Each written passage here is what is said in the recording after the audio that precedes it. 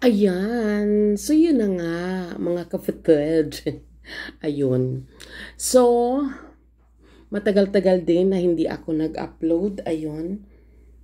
Kasi, para bang gusto kong mag-isip ng content na may kapupulutan naman ng, yung parang hindi naman yung parang nakakasawa na kasi ang bangayan, di ba? So, parang nawalan ako ng gana na mag-content, ganon. So, ngayon, kasi alam nyo naman guys na nalalapit na ang eleksyon. So, nasa kamay na naman natin ang pagpapasya kung sino ang ating iluluklok, 'di ba, sa gobyerno. So ngayon, alam nyo ba guys, ayan. Mula nung napunta ako ng Maynila, ayan, ako ay literal na laman ng Divisoria. So, nakakakuha na kayo ng hint kung ano ang gusto ko. Ngayon, kasi ang video na gagawin ko, reaction na hindi lang sa isang taong gusto kong i-react ngayon, kundi sa pangkalahatan sa mga tao na namumuno sa ating bansa. Kasi bilang tayo ay isang mamamayang Pilipino, karapatan natin na magbigay ng opinyon, ng kuro-kuro, kung ano man yung mga napapansin natin sa mga taong namumuno sa ating bansa. 'Di ba? Ngayon, ang aking bibigyan ng reaksyon ay walang iba kundi ang pogi na Yorme Mayor Isko Moreno.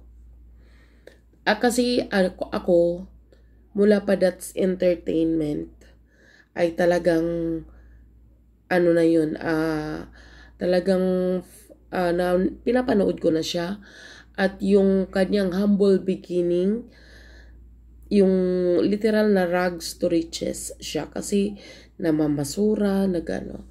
So, ngayon, syempre, hindi naman lingid sa kaalaman natin na dati siyang alkalde ng Maynila, di ba? Yun nga lang, medyo napagpasyahan niya kasi wala namang masama mag-try, di ba? Na tumakbo bilang Pangulo ng Pilipinas na sa kasawiang palad hindi nagtagumpay. So ngayon na actually nakita ko na siya ng personal, talagang literal na gwapo. Ngayon na siguro nakita niya kung ano ang kinalabasan ng lungsod ng Maynila nung siya ay nawala. Nung siya ay wala na sa hindi na siya mayor, di ba? So ngayon ang sa mga napapanood ko kasi sa mga iba't ibang mga binabato sa kanya na mga akusasyon, mga kasiraan, mga ganyan, para bang mapapansin mo doon yung worry, yung mga hindi nila gusto na pagbalik ni Mayor Isko, di ba? Kasi ito ang number one na bibigyan natin ng reaction, yung mga nagsasabi na umalis si Yorme dahil umalis si Yorme na maraming utang ang Maynila, andyan yung ibinenta kung ano-ano, mga ganun-ganun. At disclaimer lang guys pala, hindi ako botante ng Maynila Lahat, sabi ko nga, lahat ng kahit dito sa Parañaque ay bibigyan ko ng reaksyon. 'Di ba? Pero so ito si Yorme, mga binabato sa kanya na ibinenta, ang ganito, maraming utang. Ito lang ha, sa dinami-dami ng umupo na mayor ng Maynila, tanging si Mayor Isko lang ang nakaupo or nakapunta ako ng Divisoria na or Binondo, naiikot ko kasi yan guys na by that time si Mayor Isko ang nakaupo, na masasabi mo talaga na kahit pa tinwheeler ang ipasok mo ng Divisoria ay makakadaan ng maalwan. Bakit kamo? Nung time na nakaupo siya, napakalinis. Divisoria lang ang ano ko ha. Napakalinis. Well organized yung mga vendors doon. At talaga namang hindi yung katulad ngayon na parang maamoy ulit. Kumbaga, balik sa dating anyo ang Divisoria nung siya ay nawala. Nung siya ay umalis bilang mayor dahil nga kumandidato siya. Ngayon, sinasabi nila, ayaw nila na bumalik si Mayor Isko dahil marami siyang iniwan na utang. May mga ibinenta na kung ano-ano pa. Sarili kong opinion, guys, dyan sa lungsod ng Maynila. Di ba nga kailangan nyo pabalikin si Mayor Isko para maiayos niya yung ibinabato nyo sa kanya na kesyo ng maraming utang na iniwan, may mga ibinenta na kung ano-ano na pag-aari ng Maynila.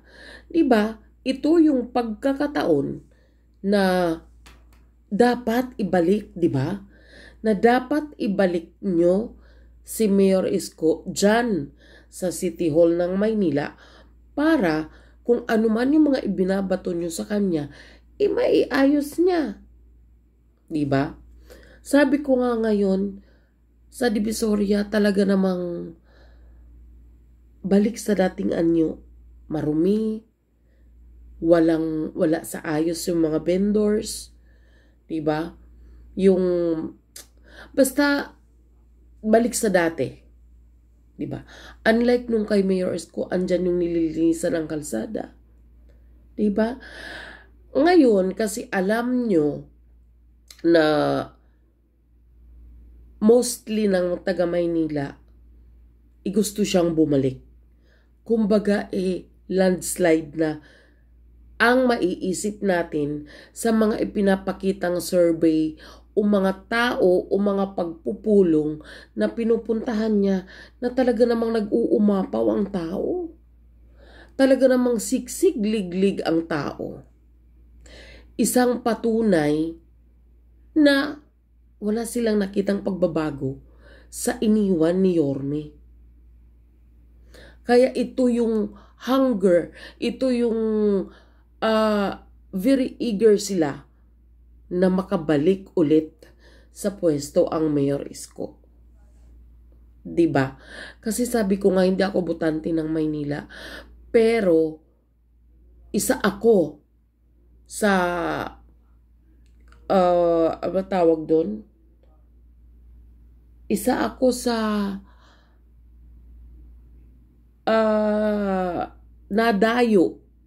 dumadayo sa lungsod ng Maynila para mamili.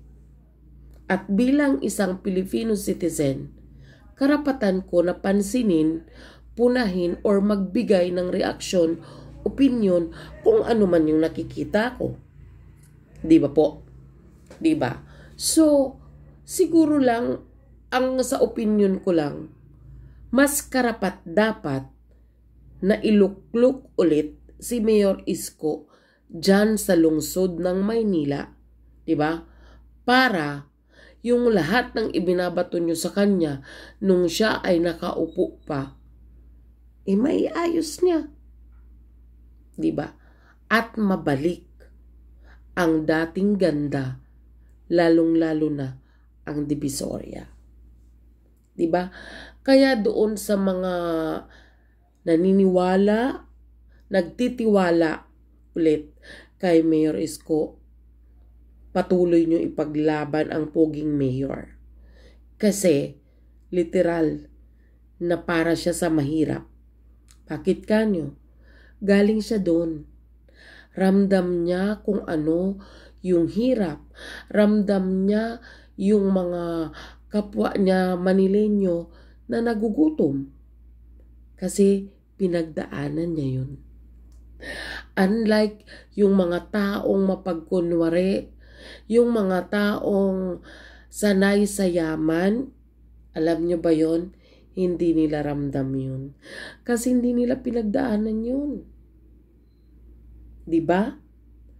Kaya sa inyo mga Manileño, patuloy ipaglaban, suportahan kung gusto nyo maibalik yung dating Maynila. O, diba? So, yun lang guys. Yun lang yung aking panimula na reaction about kay Mayor Isko at saka dyan sa mga tumatakbo sa Maynila. Ayan. Ano lang, respetuhan lang, tanggapin natin kung sino ang gusto ng nakararami. Diba po? So, that's all for today guys. At sana na-react ko, hindi man perfect, pero kahit papano, may naibigay ako na punto para sa kandidatura ni Mayor Isko. Okay? So, that's all for today, guys. Stay safe, everyone. At, sabi nga ni Mayor Isko, God first. Bye!